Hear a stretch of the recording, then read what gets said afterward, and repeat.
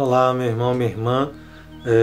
Esse é mais um estudo preparatório para o 34º Concílio da Diocese Anglicana do Recife, que terá como tema, espiritualidade e coragem para ser testemunhas de um novo tempo.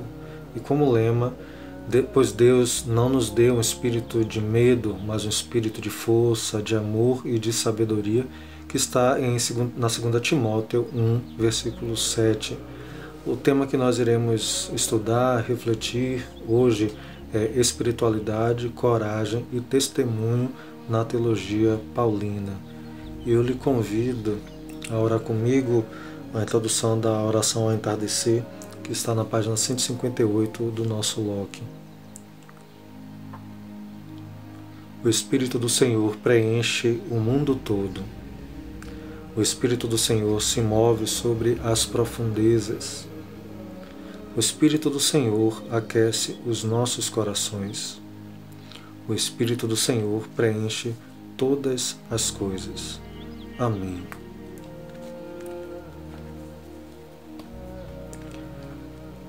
Meus irmãos, minhas irmãs, nós iremos refletir esse tema a partir de Filipenses capítulo 1, versículos 1 a 16. Eu farei uso da tradução, nova tradução na linguagem de hoje. Convido você a tomar sua Bíblia em mãos e acompanhar. Meus irmãos, eu afirmo a vocês que o Evangelho que eu anuncio não é uma invenção humana. Eu não o recebi de ninguém e ninguém o ensinou a mim, mas foi o próprio Jesus Cristo que o revelou a mim. Vocês ouviram falar de como eu costumava agir quando praticava a religião dos judeus. Sabem como eu perseguia sem dó nem piedade a Igreja de Deus e fazia tudo para destruí-la. Quando praticava essa religião, eu estava mais adiantado do que a maioria dos meus patrícios de minha idade e seguia com mais zelo do que eles as tradições de meus antepassados. Porém, Deus, na sua graça, me escolheu antes mesmo de eu nascer e me chamou para servi-lo. E quando ele resolveu revelar para mim o seu Filho, a fim de que eu anunciasse aos não-judeus toda a boa notícia a respeito dele, eu não fui pedir conselhos a ninguém. Palavra do Senhor. Eu falei que a palavra era de Filipenses, mas em verdade é a palavra de Gálatas 1, versículos 11 a 16. Meus irmãos e minhas irmãs, esse texto é um daqueles que compõem o conjunto de textos no qual o apóstolo Paulo se reporta a sua experiência em Damasco, aquela experiência em que ele, numa das suas perseguições à igreja nascente, a Igreja de Cristo, cai e faz um encontro pessoal com Jesus, que lhe pergunta: Saulo, Saulo, por que me persegues? Ele volta, essa passagem é relatada em Atos dos Apóstolos, capítulo 9, versículos 1 a 9. E ele relata, se reporta a esse evento ainda em Gálatas 1, 11 e 16, como nós vimos há pouco, Filipenses capítulo 3 até o capítulo 4, versículo 1, 1 Coríntios 9, versículos 1 e seguintes, e versículos 15 e seguintes. Foi tão marcante na vida de Paulo, tão fundante da vida cristã, tão delineador de sua espiritualidade, esse evento, que ele se reporta essas tantas vezes ao evento em suas cartas, não é? E eu queria, a partir desse evento e da leitura que nós escutamos de Gálatas, percorrer alguns tópicos para iluminar esse nosso estudo, essa nossa reflexão. O primeiro tópico é a vida cristã inicia com um encontro com Jesus, não é? Como Paulo teve esse encontro em Damasco, né? Um encontro que marca a vida. E nesse encontro nós recebemos um chamado necessariamente. Todo cristão e toda cristã recebe um chamado que vai pautar a sua espiritualidade. E aí Paulo diz assim, em Gálatas 1, 15, né? Porém, Deus, na sua graça, me escolheu antes mesmo de eu nascer e me chamou para servi-lo. Somos convidadas a nos apoiarmos, né, nesse chamado, nessa vocação para a qual Deus nos chama. E essa vocação se desdobra numa tarefa, né, que Paulo fala no versículo 16, né? Portanto, o versículo seguinte é o que nós ouvimos. E quando ele resolveu revelar para mim o seu filho, quer dizer, naquela experiência de Damasco, a fim de que eu anunciasse aos não-judeus a boa notícia a respeito dele, eu não fui pedir conselhos a ninguém. Então, a fim de que eu anunciasse aos não-judeus, né? Então, um encontro, uma tarefa que daí se origina, né? E, meus irmãos e minhas irmãs, isso demandou de Paulo uma coragem sui generis, né? Uma coragem única. E aí, como é que a gente sabe disso, né? Ora, Paulo era perseguidor da igreja, zeloso da tradição judaica, né? De relações farisaicas, né? Na escola dos fariseus. E então passar de uma coisa a outra implicaria em perdas e perdas enormes para ele, né?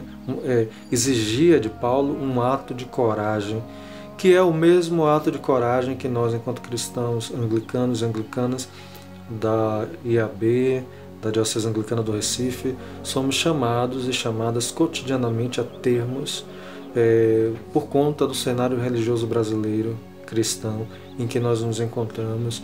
E então assumir essa revelação de Jesus, esse entendimento da pessoa de Jesus diante dessa sociedade, implica em termos muita coragem, porque teremos perdas e perdas e perdas, mas daí a importância da espiritualidade, de nos valermos desse encontro pessoal que temos com Jesus, que funda e que dá a cada um e cada uma as razões da nossa esperança, né? E aí Paulo vai falar dessas perdas em Filipenses, né? Capítulo 3, capítulo 3 até o 4, 1, né? Diz assim, ele vai dizer, né, do lugar, do status, do lugar privilegiado dele, né? Se alguém pensa que pode confiar nelas, né, nessas coisas do status, eu tenho ainda mais motivos para pensar assim.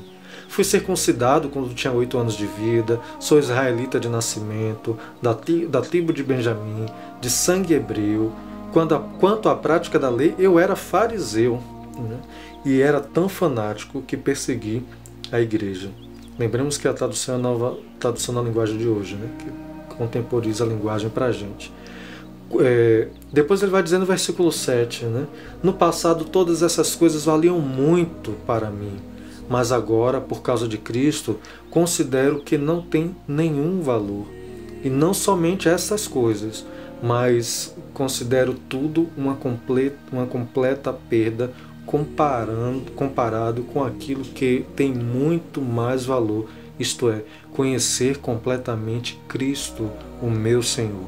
Vejam bem a potência dessa palavra de Paulo que traz para a gente a consciência das perdas que temos a acumular, né? É importante que se diga, a acumular na fidelidade a esse encontro que nós fizemos com a pessoa de Jesus, né? E do cumprimento da tarefa que ele comissiona a cada um e cada uma, né? Eu sei, todos nós fazemos essa experiência no cotidiano, não é? Nas mínimas ocasiões da vida, nós fazemos essa experiência a cada vez que nós nos posicionamos corajosamente com testemunho de quem viu com seus próprios olhos, né, os olhos da existência, os olhos das dores da vida, a pessoa de Jesus, né? E Paulo não fica nisso, né? Paulo passa por algo que nós, enquanto anglicanos e anglicanas, experimentamos na carne cotidianamente, né? Regularmente, que é a contestação à legitimidade dele enquanto apóstolo, né? Enquanto seguidor de Jesus, enquanto discípulo, não é? Nós também, à medida que contestamos, somos contestadores e contestadoras desta mentalidade vigente no Brasil, desta política de morte, desta cultura de morte, também somos contestados e contestadas enquanto igreja. Há uma tentativa de descredibilidade, né, da nossa vida cristã. E aí Paulo foi chamado por 2 vezes a ter que defender o seu apostolado. E a gente sabe disso pelo que ele coloca nas cartas. Ele diz assim em 1 Coríntios 9, versículos 1 e 12. Será que eu não sou um homem livre? Por acaso não sou um apóstolo? Quer dizer, o apóstolo é testemunha, né? Testemunha. Será que eu não vi Jesus, o nosso Senhor? Por acaso vocês não são o resultado do trabalho que faço para o Senhor? Mesmo que outros não me aceitem como apóstolo, vocês me aceitam. Vocês mesmos, pelo fato de estarem unidos com o Senhor, são a prova de que sou um apóstolo. Depois em Gálatas 1, né, 1, ele diz: eu, Paulo, escrevo essa carta, eu que fui chamado para ser apóstolo, não por pessoa ou por meio de uma pessoa, mas por Jesus Cristo e por Deus, o Pai, que ressuscitou Jesus da morte.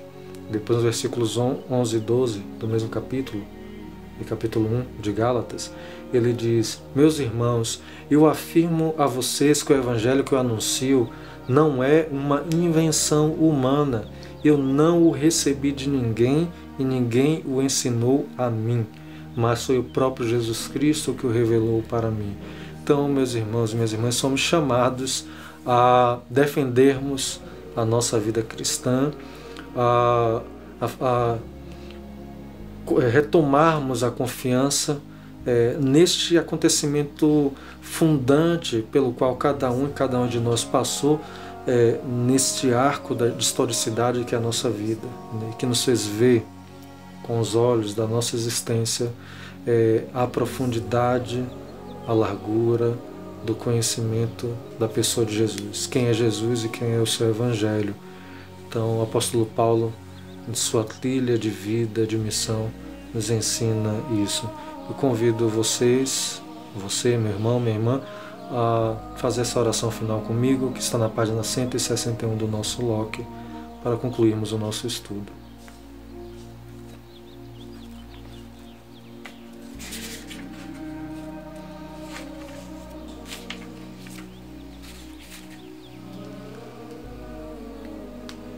Deus bendito, Tu tens nos ensinado que as nossas ações sem compaixão de nada valem. Envia-nos o Teu Espírito Santo para dirigir e instruir os nossos corações e faz jorrar em nós o maravilhoso dom do amor, da verdadeira paz e de todas as virtudes, sem as quais nossas obras são mortas. Recebe nossas orações por Teu Filho, nosso Senhor Jesus Cristo, na unidade do Espírito Santo. Amém.